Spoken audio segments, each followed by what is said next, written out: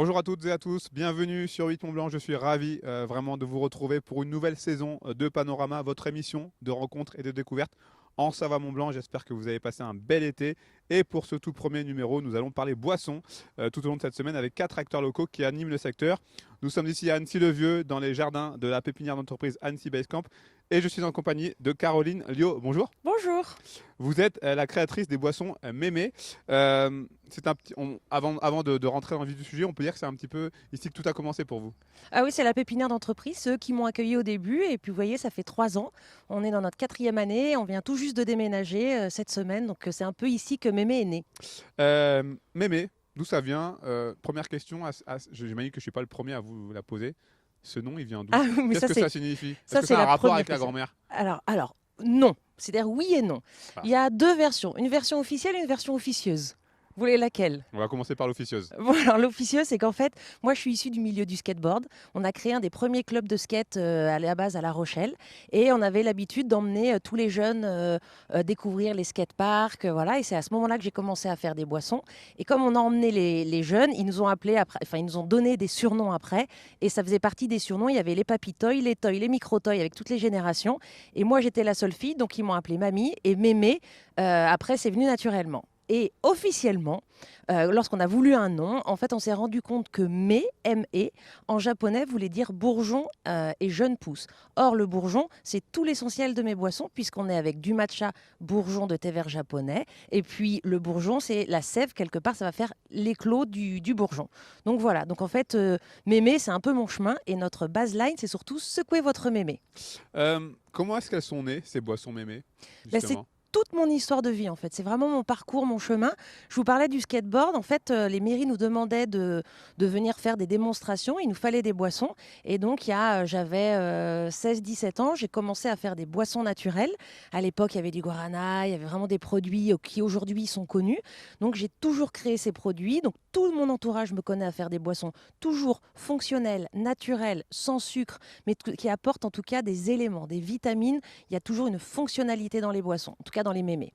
Et puis, lorsque j'ai repris mes études et j'ai voulu retenter l'aventure d'entrepreneur, je me suis dit, mais en fait, mon produit, il est sous les yeux. Tous mes amis m'en demandent, que ce soit des sportifs, des copines qui accouchaient, ou alors pour leurs enfants. Et puis, je me suis dit, allez, je me relance dans le parcours et je lance ma gamme de boissons.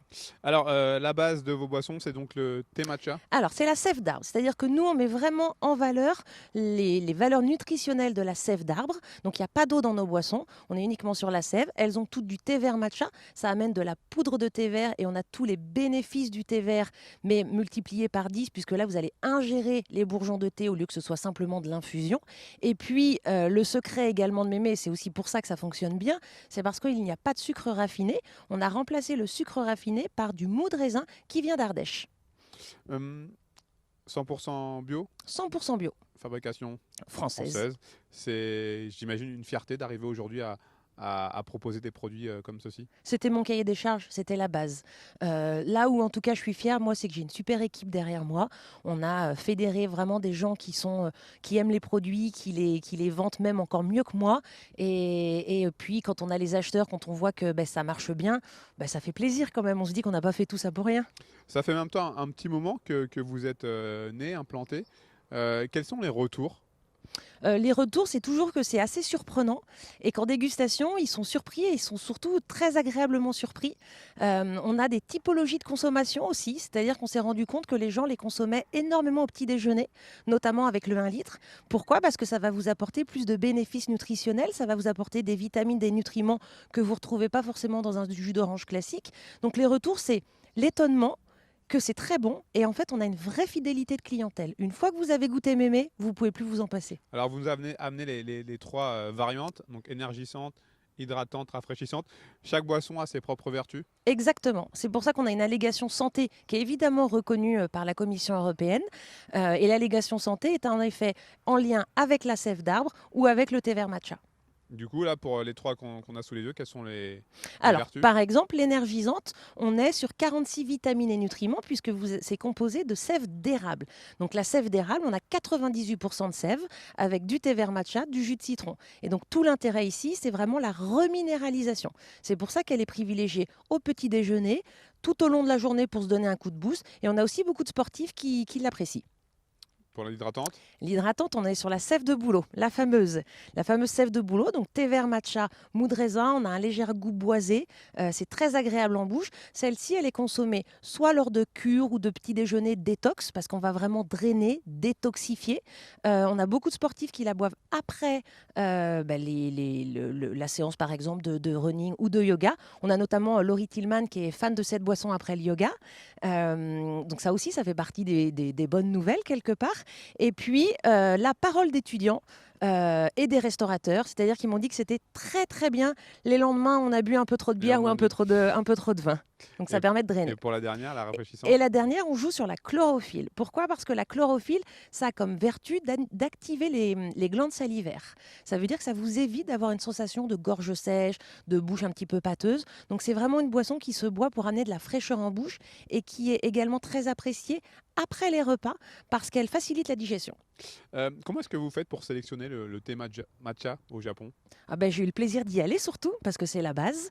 Et en plus, alors déjà en laboratoire, on a testé une dizaine de thé matcha. Et puis moi, je travaille uniquement avec des producteurs en commerce équitable. C'est également le cas pour les sèves, que ce soit la sève de bouleau, la sève d'érable. C'est-à-dire qu'on travaille avec des coopératives qui, quelque part, assurent le fait que ce soit bio, les prix et puis les quantités. Voilà. Et puis, il y a quelque chose qui est important également de souligner, c'est que la sève d'arbre, c'est une source renouvelable. C'est-à-dire que ça existe, ils prélèvent la sève depuis des millénaires en Finlande, par exemple, parce que le fait de récolter un peu de sève d'arbre, entre 3 et 10 litres par arbre, ça permet quelque part de renforcer le système immunitaire de l'arbre et donc de protéger les forêts. Moi, je veux bien goûter l'énergisante, s'il Avec vous plaît. plaisir. Euh, je vous laisse répondre. C'est un peu une thématique commune à chacune des quatre émissions cette semaine. On peut dire que vos produits sont bons pour la planète également. Les mémés, c'est bon pour la planète parce que je vous expliquais que c'était important par rapport à la forêt qui est une éthique. C'est bon pour le corps. J'ai un client qui m'avait dit quand je bois une mémé, j'ai l'impression de boire une haute beauté pour le corps. Donc vous voyez, c'est bon pour la planète, c'est bon pour le corps. Et puis j'ai envie de dire aussi que c'est bon pour l'économie locale. Vous avez mis du temps à trouver la recette qui vous satisfaisait complètement. Oui, et je peux même vous dire qu'on a un peu modifié à chaque fois les recettes. C'est-à-dire qu'entre ma première version de mémé, c'est-à-dire que pour ceux qui l'ont goûté sur la toute première version et aujourd'hui, ça n'a plus rien à voir. On met moins de matcha, on a rééquilibré et on a retravaillé à la fois les recettes pour vraiment trouver un peu cette recette qui va plaire aux plus petits comme aux plus grands. Et puis on a retravaillé également les packaging. Aujourd'hui, vous êtes complètement implanté dans la région. Vous avez réussi à trouver un bon nombre de points de vente. Aujourd'hui, on est à peu près à 450 points de vente en Rhône-Alpes et en Île-de-France. De quoi vous êtes la plus fière depuis le début de cette aventure? Que ça plaise aux gens en fait. Quand les gens me disent mais en fait c'est très très bon, je suis étonnée mais c'est super bon et d'avoir une vraie fidélité. C'est-à-dire que quand on se rend compte que les gens, et ça c'est vraiment nos acheteurs qui nous font ce retour, qu'il y a une vraie fidélité sur le produit, que les gens en rachètent en magasin, ben voilà, c'est quand même génial parce que ça veut dire que ça marche. On y a cru tous, aujourd'hui dans l'équipe on est 9, on travaille énormément mais quand on voit que ça plaît, quand on voit que ça marche, ben, c'est le bonheur parce qu'on travaille pas pour rien et puis c'est des valeurs qu'on a envie de porter sur la transition alimentaire, sur des produits sains. Moi, j'ai une petite fille de 3 ans et demi qui boit une mémé tous les matins. Ben voilà, j'ai envie aussi de transmettre ça et c'est important pour nous aujourd'hui. Allez, je vais goûter. Allez, Donc là, c'est l'énergisante. Hein. l'énergisante. Donc que Donc, de la sève d'érable, sève vous n'avez d'érable, pas d'eau. thé vert, matcha, jus de citron. Hmm. Ah, c'est très bon. Puis, j'aime beaucoup le thé. Et effectivement, parce que je connais pas forcément la sève d'érable, je connais le sirop d'érable, mais la sève d'érable, je connais pas forcément le goût. Et là, on a un vrai mariage qui se justement, une belle association, on va dire. Vous voyez le côté étonnant, c'est-à-dire qu'on n'est pas habitué, mais en fait tout de suite on a envie d'en reprendre et c'est pour ça que les 1 litre, c'était la plus grande demande des consommateurs. Parce qu'en fait une petite 33, ça se boit vite et ils nous demandaient mais quand est-ce qu'il y a le 1 litre. Et lorsqu'on a lancé le 1 litre, effectivement ça a été succès immédiat et aussi bien chez nos distributeurs que effectivement nos consommateurs et sur le site. Est-ce qu'il y a des projets d'élargissement de la gamme ou vous restez sur ces 3 best-sellers? Ah non, mais Mémé a toujours des projets, c'est pas possible, on vit pas sans projet chez nous. Déjà, pendant la crise, on s'est dit qu'on avait envie d'innover. On s'est dit: «OK, alors qu'est-ce qu'on va faire? Comment on peut, lancer des nouveaux produits?» Et on a décidé de ne pas se stopper, au contraire, et on a lancé des gummies. Alors les gummies, c'est des petites, on va dire, c'est des gommes à base de sève d'acacia. L'acacia, en fait, c'est un prébiotique naturel, et en fait, ça facilite la digestion et puis c'est, la petite gomme qu'on va avoir dans la voiture ou dans le sac. Vous avez gingembre, citron et menthe. Donc Voilà. des petites C'est gommes des à... petites gommes, voilà, D'accord. qui va vous amener de la fraîcheur en bouche, aider à la digestion. Et pareil, c'est les gummies, c'est vraiment de la sève d'acacia, mais avec des vitamines, enrichie avec aussi du matcha, 0% de sucre raffiné, puisque c'est uniquement du mou de raisin encore et du miel. Carolinho, dernière question. Qu'est-ce qu'on peut vous souhaiter pour la suite? Pour la suite des mémés? Bah, des mémés, on est bien parti. Que là, on est en train de construire vraiment une nouvelle équipe. Moi, j'ai envie que voilà, tout le monde soit à la fois heureux dans l'équipe mémé, qu'on ait envie de continuer à travailler avec mémé parce que c'est important, c'est notre quotidien aussi. Et puis que les gens adhèrent mémé. Moi, j'ai juste envie de dire quelque chose. Goûtez mémé parce qu'au moins vous saurez plus ce que c'est que cette énergumène qui ose s'appeler mémé. Et puis n'oubliez pas de secouer votre mémé. Notre site c'est boisson-mémé.com. Merci beaucoup, Merci à Caroline. vous. Merci pour votre disponibilité. Merci également à Manon Boulben pour la coordination d'émission. Merci à François Pirot pour la technique. On se retrouve mardi pour un nouvel épisode de Panorama. On parlera de la boisson green avec sa créatrice, Lara Concas. Merci à toute l'équipe présente ici donc sur place. Merci à vous pour votre fidélité à nos programmes. Prenez soin de vous. À très vite sur les antennes de 8 Mont Blanc.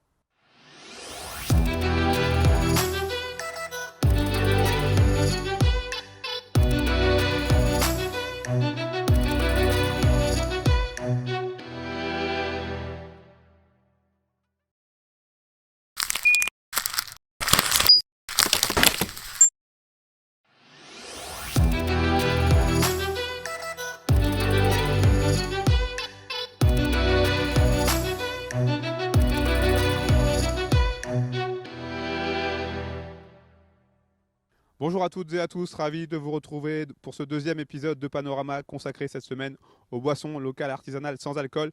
Pour ce deuxième épisode, je suis accompagné par vous, Lara Concas. Bonjour. Bonjour. Vous êtes la cofondatrice de Green. Première question, toute simple. Green, qu'est-ce que c'est? Green, c'est la toute première boisson et la seule boisson pour le moment sur le marché français à l'infusion de café vert. Donc c'est le café qui n'est pas torréfié. D'où est-ce que ça vient? Comment est-ce que vous avez eu l'idée de vous lancer dans cette aventure? C'était une belle aventure parce qu'en fait, tout est parti d'une erreur en cuisine. Nous sommes en été 2016 et un jour, alors que je me préparais du thé, j'ai fait tomber par erreur des grains de café vert dans l'eau. Et de cette erreur, il y a une magnifique boisson qui est apparue. Il faut savoir que je viens d'une famille de torréfacteurs, donc effectivement... Le café, ça vous connaît? Voilà, je connais, ça fait partie de mon histoire. Alors, on a sur ce plateau donc, des grains de café vert. Je vais me permettre de sentir. C'est effectivement, il y a une odeur assez particulière. Voilà. Les spectateurs qui nous regardent ne le savent peut-être pas, mais le café, il est vert hein, avant d'arriver dans nos tasses. Effectivement. Donc le café, avant d'être torréfié, il est vert. Et au niveau de la saveur, au niveau de l'odeur, ça n'a absolument pas l'odeur qu'on connaît d'un café torréfié. C'est une saveur et une odeur très florale, très végétale, comme vous avez pu le constater. Et c'est exactement le goût et la saveur qu'on retrouve dans la boisson.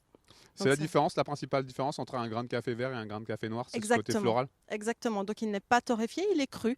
Donc nous avons eu la volonté de garder le café au naturel. Vous le disiez en début d'interview, vous êtes issu d'une famille de torréfacteurs. Oui. C'était donc tout naturel de vous lancer, de travailler ce genre de produit? Étant donné que c'était une erreur, j'avais absolument pas la vocation initialement de me lancer dans le café, mais effectivement, on va dire avec mon historique, on va dire familial, c'était une évidence en fait de creuser cette aventure merveilleuse avec cette graine qui est pas comme les autres. Alors expliquez-nous un petit peu justement comment ça a cheminé dans votre esprit une fois que vous avez pris la décision de travailler sur ce produit, le grain de café vert. Comment le processus de début de l'entreprise?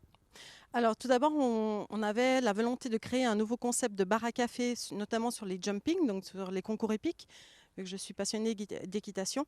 Et nous avons donc proposé cette boisson de manière totalement artisanale au début lors de ces événements sportifs. Et le succès a été tel que nous avons décidé de se développer, vraiment de commercialiser, de mettre en bouteille vraiment cette recette qui était absolument unique, surtout suite au retour extrêmement positif des cavaliers et des sportifs en général. Donc, j'ai reçu les premières bouteilles en été 2017. C'est un gros challenge parce que d'habitude, pour lancer une boisson, il faut 2 ans, 3 ans. Et j'avais envie de créer quelque chose en 9 mois. Donc, ça a été un réel challenge. On n'a rien lâché et on a reçu justement les premières bouteilles. C'était le 21 juin 2017. Donc, symboliquement le premier jour de l'été. De cette aventure-là, donc initialement nous étions fabriqués en Espagne, nous n'étions pas bio, nous étions en bouteille en PET et nous avons donc sillonné la France pour faire découvrir justement cette saveur unique. Je n'ai pas la prétention d'avoir inventé le café. Par contre, il faut savoir que, et comme vous le savez très certainement, le café c'est la deuxième boisson la plus consommée au monde, mais on va dire, pourtant les gens ne connaissent pas le café dans cette version-là, vraiment au naturel. Donc nous avons sillonné la France, nous avons fait des événements prestigieux pour faire justement découvrir cette saveur-là. Et nous avons écouté également les desiderata, on va dire des consommateurs qui désiraient vraiment quelque chose de bio, de fabriquer en France, de changer également la bouteille, de passer en bouteille en verre pour le côté écologique. Et nous avons bien fait. Donc, cette nouvelle version bio est sortie en septembre 2019. Nous avons fait le bon choix parce qu'en mars 2020, nous avons donc remporté les Snacking d'Or qui sont en fait, c'est le produit innovant de l'année 2020. Justement, par rapport à ce trophée, Snacking d'Or 2020, qu'est-ce que ça représente pour vous, le fait d'être distingué par vos pairs finalement? C'est une réelle reconnaissance après tant d'années de présentation, d'être sur le terrain. Donc c'est une réelle reconnaissance de la part des professionnels et c'est ce qui nous a ouvert les portes de la distribution, notamment dans le secteur de la bio. Et nous continuons maintenant le chemin et l'aventure avec Green. Le fait de travailler aujourd'hui avec des produits fabriqués en France, des produits naturels, oui. C'était une condition sine qua non pour continuer à vous développer? C'était une évidence. Effectivement, le consommateur est constamment à la recherche de produits sains, bio et innovants. Donc nous avons fait le choix d'utiliser des matériaux, enfin on va dire des matières premières de très haute qualité. Il n'y a pas d'extrait, il n'y a pas de colorant, il n'y a pas de conservateur. Donc c'est vraiment un produit qui est premium. Et il fallait continuer comme ça et se développer. Comment est-ce que vous pouvez expliquer le fait que Green soit aujourd'hui la toute première boisson en France à base de café vert, justement? C'est un produit si méconnu que cela? Et oui. Donc nous avons effectivement la volonté de créer un nouveau segment, au même titre que le matcha, le kombucha, etc.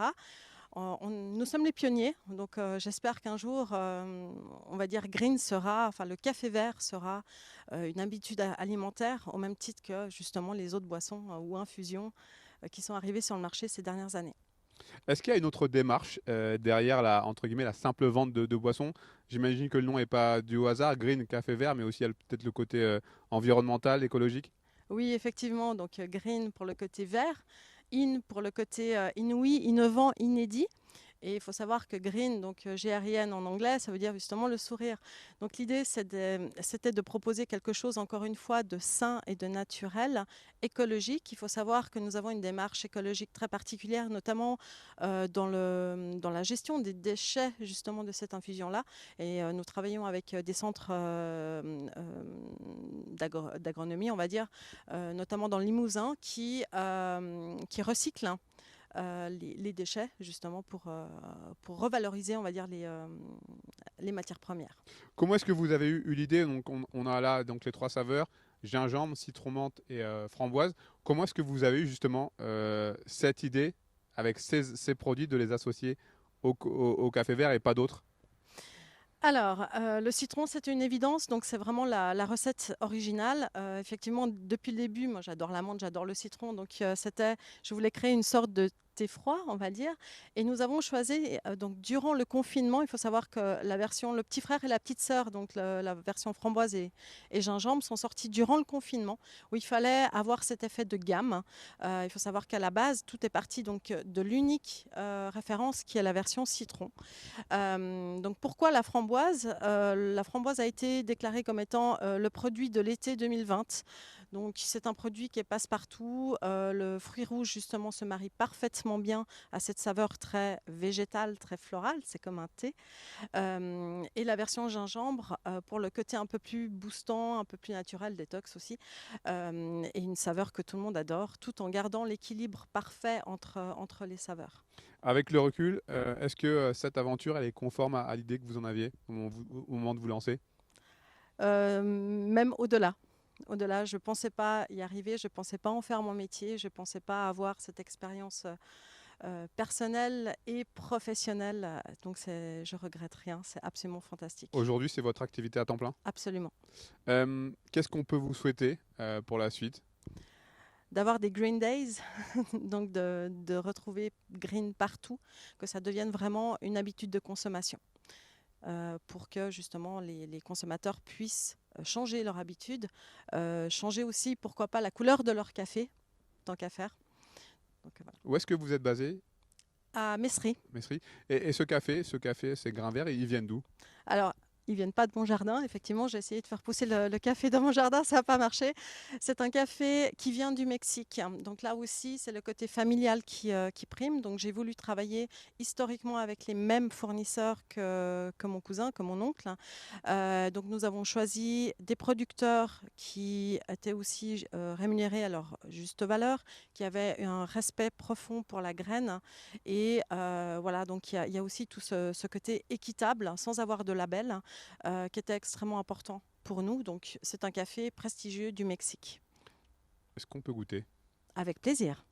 Alors là, donc là, c'est la version café vert citron menthe. Exact. C'est votre bébé aujourd'hui, vous en êtes fier, j'imagine. Je vous laisse. On va goûter, on va pouvoir goûter un petit peu. Merci beaucoup. Je disais, vous en êtes fier, j'imagine, de ce produit. Absolument.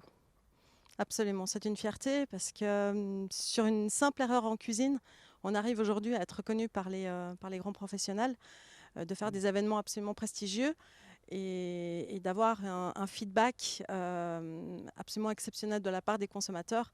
Et notamment, récemment, on a lancé justement pour aller étant donné qu'on va dire les événements étaient moindres ou voire impossibles, nous avons pris la décision d'aller nous-mêmes à l'encontre des consommateurs et nous avons donc eu l'idée d'utiliser un triporteur que vous pouvez retrouver justement au bord du lac d'Annecy. Et le produit d'appel, c'est justement notre café torréfié, torréfaction maison.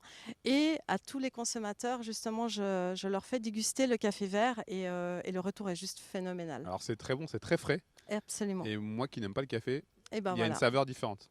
Donc on peut dire que vous n'aimiez pas le café Voilà. parce que maintenant vous avez découvert Green, donc vous avez réussi à changer la couleur de votre café. Merci beaucoup, Lara Concas. Longue vie à Green. Merci. Bon courage, bonne continuation pour la suite. Merci beaucoup. Voilà, c'est terminé pour ce deuxième épisode. On se retrouve mercredi pour la suite de notre semaine découverte des boissons artisanales locales. Merci à toute l'équipe présente ici sur place avec moi et surtout merci à vous pour votre fidélité à nos programmes.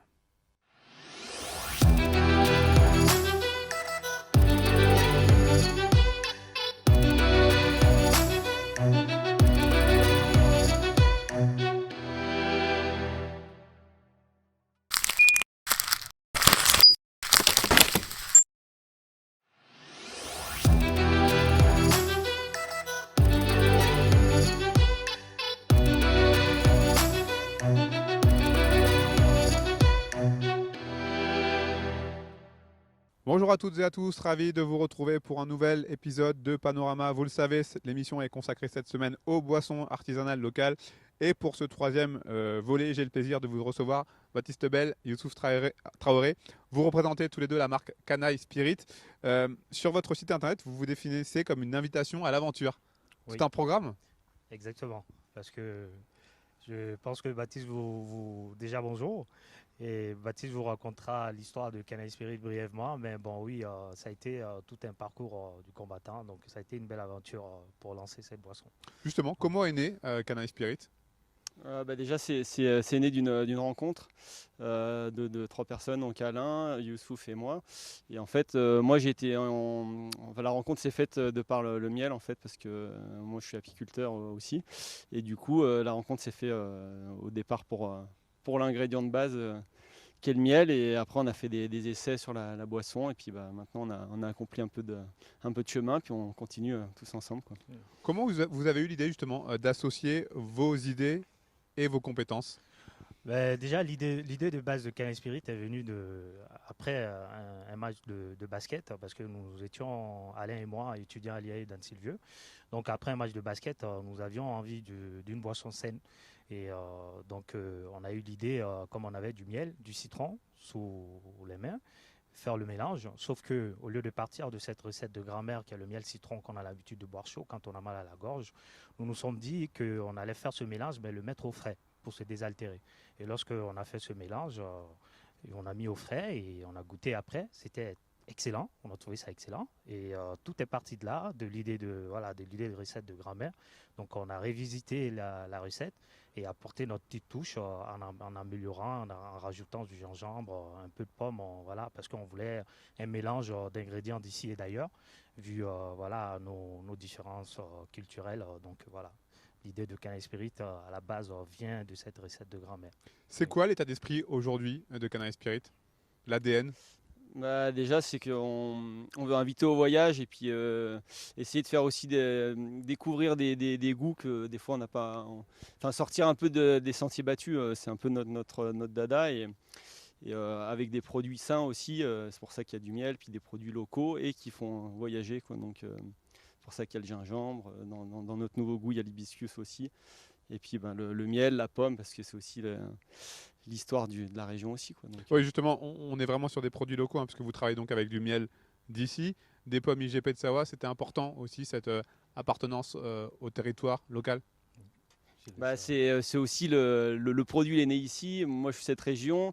Mes associés sont aussi d'une autre région, mais c'est vrai que c'était vraiment l'idée de pouvoir regrouper les différences et de créer quelque chose. Il vient d'où ce nom, Canal Spirit? Ah ben, on a souvent cette question qui nous revient. Canal Spirit, il vient tout simplement du nom, parce qu'on a un ami très proche qui avait l'habitude, et Alain et moi, on était un peu inséparables, et quand tu nous croisais, il nous appelait les canailles, les canailles, les canailles. Donc, et lorsqu'on a eu l'idée de cette recette, on a trouvé que la recette était tellement osée et à travers les mélanges que au départ, cette personne, cet ami était présent, donc il nous a dit pourquoi ne pas appeler votre boisson Esprit Canaille.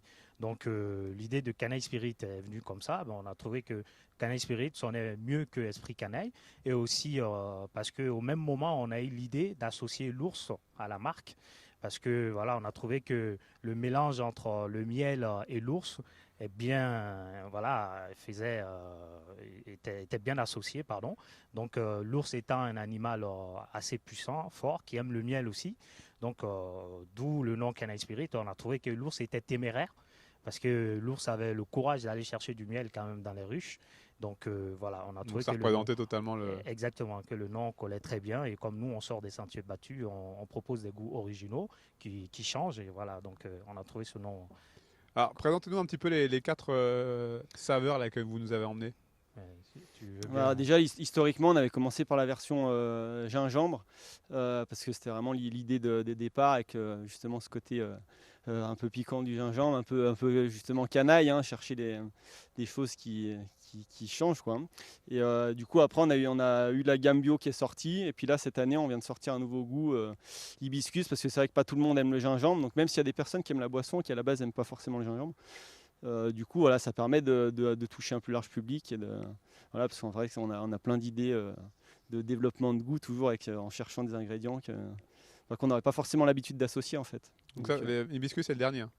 L'hibiscus, c'est le Je veux dernier. je veux bien goûter à quelque chose à l'hibiscus, Oui, moi. oui, oui. Elle a été longue à trouver, cette recette, la recette finale. Ça a été long, il y a eu beaucoup de tests, j'imagine. Ouais, on a eu beaucoup de phases de tests, et puis c'est vrai que en particulier avec celle aussi au gingembre, parce que c'est vrai que le palais, pas tout le monde est habitué au palais le gingembre, c'est un peu piquant, donc on a dû parfois ajuster pour que ça puisse plaire au plus grand nombre, quoi. Donc pas que ça soit que pour les grands amateurs de gingembre. Donc, On s'en rend compte avec cette émission, que le marché de la boisson artisanale locale, notamment ici en Savoie-Mont-Blanc, est très développé. Vous avez beaucoup de concurrents. Qu'est-ce qui a été le plus difficile justement pour vous quand vous êtes lancé justement? Ce qui a été le plus difficile pour nous, justement, c'est de bénéficier de la confiance des distributeurs. Parce qu'en tant que jeune marque, et surtout une marque qui sort des sentiers battus, comme on ne cesse pas de le dire, une marque qui propose des boissons différentes, qui, voilà, on appelle, comme dans notre jargon, comme on l'appelle, du jamais bu. Donc, c'est ce qui a été le plus difficile pour nous, l'ouverture des portes. Et après, le travail de fidéliser les consommateurs, voilà, de convaincre le consommateur. De se faire connaître de aussi. se faire parce que connaître, voilà, la notoriété a suivi. Vous avez dans les mois, les années à venir des projets d'élargissement de la gamme? Oui, on a Des des nouveaux idées, goûts, des on nouvelles travaille saveurs. toujours sur d'autres goûts. Voilà, mais on veut déjà se concentrer pour vraiment faire connaître au plus grand nombre déjà nos boissons, parce qu'on est déjà fiers de nos boissons qu'on a là. Mais oui, il y a forcément on a toujours des idées derrière la tête, Très effectivement. goûtu l'hibiscus, c'est très bon. Avec la pomme, je trouve que ça Merci. fait aussi bien. Merci. Je suis allé voir sur le site internet, j'ai vu que vous proposiez des idées de recettes, Ouais. recettes pardon, de cocktails. Ouais. J'ai trouvé ça super sympa. Oui, oui. En fait, la force de Canaille Spirit est justement là. C'est qu'on a une boisson qui porte vraiment son nom. Ce nom, Canaille Spirit, c'est une boisson qui se prête à tout. On peut la consommer chaude, froide, en cocktail, en smoothie. Il y a des gens qui, pour voilà, une petite parenthèse, qui en font même, qui s'en servent pour faire des crêpes, qui remplacent le lait par la canaille. Donc c'est vraiment une boisson qui se prête à toute consommation. Donc c'est une boisson qui n'est pas confrontée au problème de saisonnalité, c'est-à-dire qu'on a très chaud pendant l'été, on est au bord du lac, on peut se désaltérer avec une Canaille Spirit. On descend du ski voilà, sur les stations, les Pour se pistes de ski. réchauffer. On peut se réchauffer en chauffant la canaille tout simplement, voilà, un tour au micro-ondes de canaille pour se réchauffer. Donc c'est vraiment une boisson, j'ai envie de dire, multifonctionnelle. Vous avez le sentiment aujourd'hui d'avoir réussi à vous installer complètement auprès des consommateurs, à être Ouais. rentré dans les mœurs locales? Petit à petit, on a progressé, mais il y a encore du travail. Mais on est déjà content déjà du chemin accompli. Hein, mais c'est vrai qu'on a toujours du travail de connaissance. Pas tout le monde connaît encore la Canaille Spirit, donc on y travaille toujours.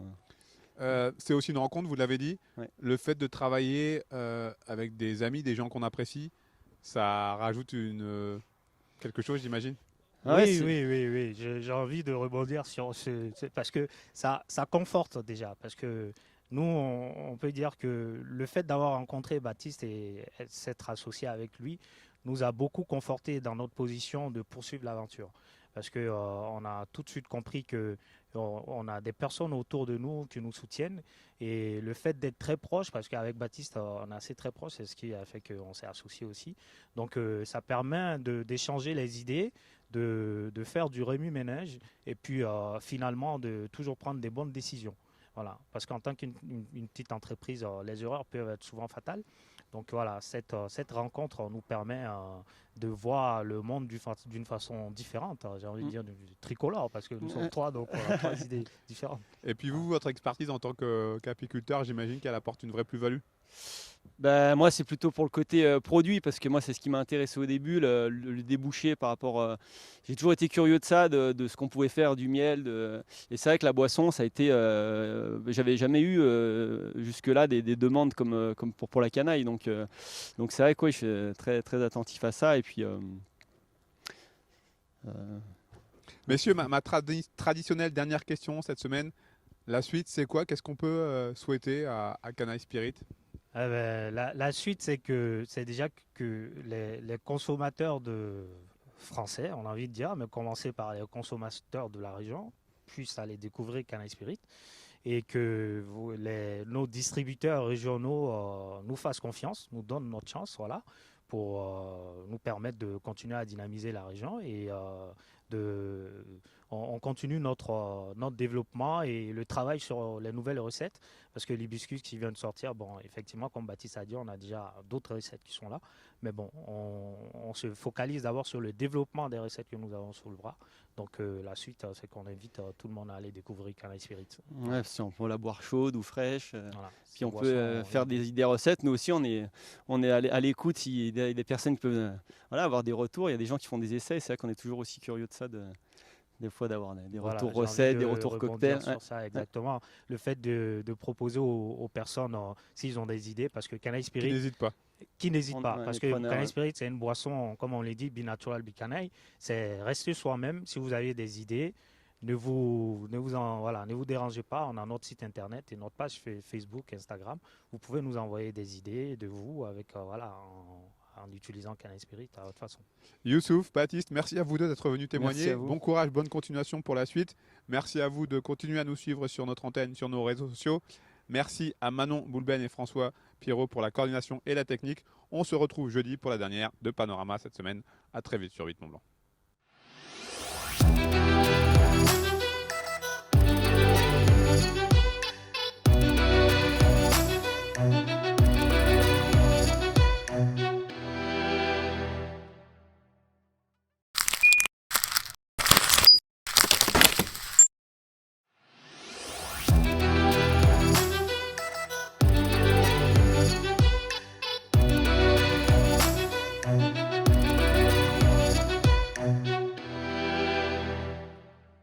Bonjour à toutes et à tous, ravi de vous retrouver. Vous êtes bien sur 8 Mont Blanc pour une nouvelle émission de Panorama. Vous le savez, cette semaine, nous parlons des boissons artisanales locales.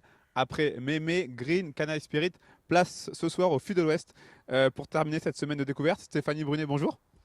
Bonjour Sébastien. Vous êtes la cofondatrice des Filles de l'Ouest. Dites-nous justement qui sont ces Filles de l'Ouest, qui sont ces fameuses Filles de l'Ouest? Alors en fait on est deux, Florence et moi. On s'est rencontrés il y a maintenant 8 ans. On bossait en fait ensemble dans une grosse société. Et puis Florence, elle avait un projet en tête depuis super longtemps. Et en fait, elle m'en a fait part. On en a discuté longuement. Et puis on s'est dit, bah ouais, on aime bien travailler ensemble. Donc pourquoi on ne se lancerait pas? Et quand on s'est posé la question du nom de l'entreprise, on s'est rendu compte qu'on venait toutes les deux de la même région, donc de Nantes. Et on s'est dit, bah, les Filles de l'Ouest, c'est pas mal en fait.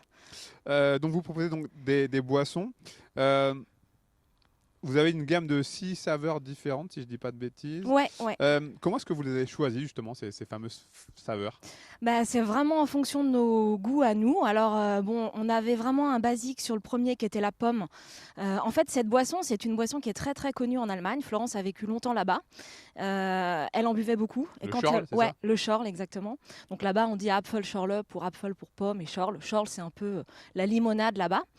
Et en fait, quand on s'est lancé, elle a dit le basique, c'est la pomme. Il faut l'avoir dans la gamme. Un plus disruptif, c'était la rhubarbe. On s'est dit, tiens, il n'y a pas de boisson à la rhubarbe en France. Donc, on s'est dit qu'on allait tenter celui-ci. Bien sûr, toutes les saveurs qu'on développe, on les aime, on les apprécie. Sinon, on ne pourrait pas. On n'arriverait pas à les vendre, on n'arriverait pas à les faire déguster. Donc on a commencé avec 2 pommes et la rhubarbe. Ensuite, on est passé sur le cassis parce qu'on avait envie de fruits rouges. Donc le cassis, pareil, en France on n'en trouve pas en produits sans alcool. Et puis on a continué à réfléchir, on s'est dit tiens, une citronnade c'est pas mal, c'est rafraîchissant, avec une pointe de gingembre. Donc on a vraiment développé nos recettes en fonction de nos propres goûts. Et la dernière, à base d'orange douce et sanguine, on l'a sortie là au mois de juillet. Et voilà, on l'attendait vraiment même nous d'un point de vue personnel parce qu'on adore ce type de boisson en sans alcool. Alors, vous l'avez dit, vous venez de l'ouest de la France. On est donc ici sur Annecy. Mais vous avez néanmoins choisi de mettre à l'honneur les circuits courts, je pense. Ouais. En fait, il s'avère qu'effectivement, on est toutes les deux de l'ouest. Mon associée, elle, vit à Paris. Moi, j'habite à Annecy. Et l'idée, c'était pouvoir aussi tester quand on a lancé notre gamme de boissons, voir un peu l'effet de halo que ça pouvait avoir. Et puis, en fait, on se rend compte vraiment qu'en allant vers les bars, les restaurants, en pouvant discuter avec eux, en leur expliquant vraiment nos méthodes de fabrication, la marque, et donc cette proximité qu'on a avec nos clients nous a permis vraiment de pouvoir faire connaître et développer la marque. Donc oui, on peut à proprement pas dire qu'on est local pour Annecy, mais on commence à être pas mal présente parce que les gens justement ils veulent avant tout des petites boissons françaises, ils veulent connaître l'histoire, les gens qu'il y a derrière. Et puis comme j'habite ici, ça s'est plutôt pas mal passé. Vous me disiez lorsqu'on préparait l'émission qu'au final la crise vous a fait pas mal de bien. Ouais, en fait, on s'est rendu compte, donc forcément on a souffert, parce que fermeture des bars, restaurants, c'est quand même un gros impact pour nous. Mais on s'est rendu compte quand même aussi que cette crise sanitaire, elle avait un impact sur le consommateur qui s'est peut-être recentré vraiment sur les choses, déjà recentré sur eux et puis sur des choses un peu plus saines, une envie de consommer mieux, consommer plutôt local, plutôt français à la maison, des bons produits. Ils ont recommencé à cuisiner, il y a eu plein d'impacts. Et finalement, il y a eu un vrai vrai attrait pour nos boissons. Donc nous, on a pris le temps de développer plus la consommation à domicile avec les épiceries fines, les cavistes pendant cette période. Et on a des super retours consommateurs. Donc voilà, finalement, on pense que cette crise, elle nous a été bénéfique. J'ai lu que votre ADN pouvait se résumer en 3 mots. Simplicité, convivialité et gourmandise. Vous confirmez? Ouais, je confirme. Et en fait, c'est réellement ce qui nous ressemble au quotidien en tant que personne. On a envie effectivement de manger sainement, mais on a aussi envie de se faire plaisir. On n'est pas du tout sur une boisson healthy, on est sur une boisson saine parce que 100% naturelle, pas de conservateur, pas de colorant, un peu de sucre, mais pas trop. Et puis surtout hyper gourmand parce que quand on a une terrasse de café, on a envie de prendre autre chose qu'une eau pétillante ou qu'un jus de fruits qui est parfois un peu trop je sais pas si on a sucré. précisé, ce sont des boissons Oui, pétillantes. tout à Ce qui fait. change un petit peu des autres produits qu'on peut découvrir. Exactement. Donc on est vraiment sur un mélange de fruits, d'eau, le tout finement pétillant. Je dis bien finement pétillant parce qu'il y a des gens qui n'aiment pas les boissons gazeuses. Et en fait, c'est tellement fin que voilà, en bouche, ils apprécient quand même. Vous vous êtes lancé dans cette aventure il y a combien de temps maintenant? On a lancé l'entreprise en 2018. 2018. Voilà. Comment on peut expliquer, vous avez un petit peu répondu, mais comment on peut expliquer ce besoin de renouveau dans les boissons des Français? Je pense qu'aujourd'hui, on l'a vu, par exemple dans les brasseries, il y a une dizaine d'années, il y a eu énormément de petits brasseurs artisanaux qui se sont lancés. Ça a mis beaucoup de temps à prendre et aujourd'hui, en fait, on passe clairement sur le segment des boissons sans alcool. Aujourd'hui, si vous faites le tour des boissons qui sont disponibles en sans alcool sur une terrasse de café, à part les sodas industriels classiques, il n'y a pas énormément de choix. Donc en fait, il y a une vraie place à prendre et puis il y a un vrai besoin du consommateur. Pourquoi est-ce qu'il ne pourrait pas se faire plaisir sur une terrasse de café sans boire d'alcool? Puis la tendance du sans alcool aussi. Pour en revenir au goût, est-ce que ça a mis du temps justement pour arriver à cette recette finale, la recette qui vous plaît totalement? Alors sur les premières, non, parce que on a aussi, comme Florence vivait en Allemagne avant, Elle avait un petit peu elle avait d'expérience. exactement. Donc en fait, on a aussi beaucoup été aidés par un petit producteur allemand qui nous a dit non, vous allez le faire, vous allez le faire vous-même. Il nous a conseillé aussi sur le choix des pommes, le taux de sucre, l'acidité, donc sur le choix des matières premières. Et après, voilà, on l'a fait. Donc les premières, c'était assez rapide. Les suivantes, voilà, comme on complexifie un peu, voilà, c'est plus difficile de trouver les bons dosages parce que nous, vraiment, la priorité pour nous, c'est la qualité de nos boissons. Donc on sortira pas quelque chose qui est pas bien dosé et pas. Voilà. Après, c'est nos goûts.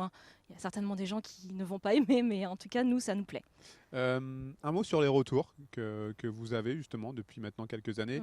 J'imagine que ça vous pousse à continuer à aller de l'avant. Ouais, carrément. En fait, contre toute attente, on reçoit énormément d'emails, que ce soit de nos clients CHR, donc Café Hôtel Restaurant, qui nous disent on a des super retours consommateurs. Et on a même beaucoup d'emails au quotidien de conso qui nous disent j'ai goûté vos produits, j'ai adoré, bravo, continuez. Donc quand on reçoit des trucs comme ça, on se dit c'est cool, ça fait du bien. Vous avez fait le choix de partir sur une eau pétillante. C'est un choix qui est mûrement réfléchi?